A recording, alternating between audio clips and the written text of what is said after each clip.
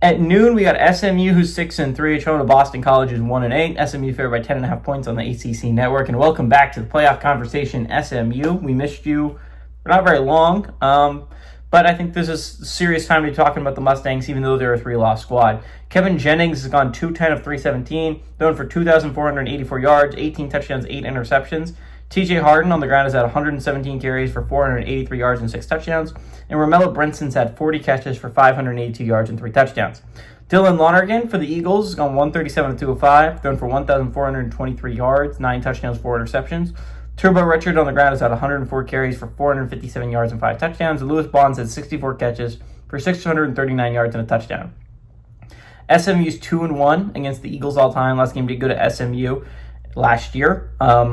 They've never played this game at Boston College. They've played in Boston once before, but it was the Fenway Bowl, and it was not on Boston College's campus.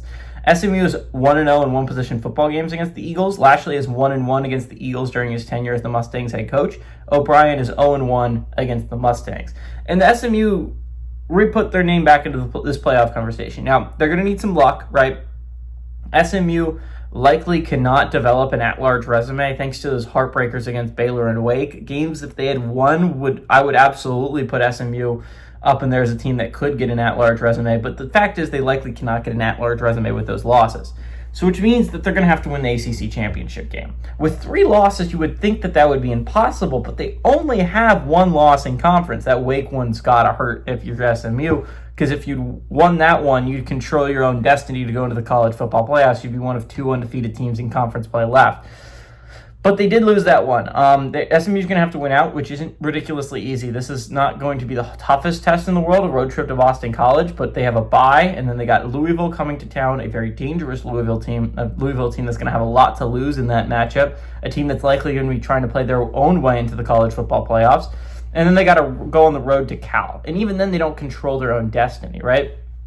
If it comes down to tiebreakers between SMU and Georgia Tech wins because their common opponent, Wake, Georgia Tech beat. SMU did not. So SMU is going to need some help to get there. They're probably going to need another Georgia Tech loss. Is the easiest way there for SMU is you win out and Georgia Tech is handed another loss. The only team then that would be of interest is Duke if you're SMU, which we'll talk about Duke a little bit later. But SMU is going to need some help to get there, but it's still a team that is very, very good and is absolutely going to be a threat in the ACC this year.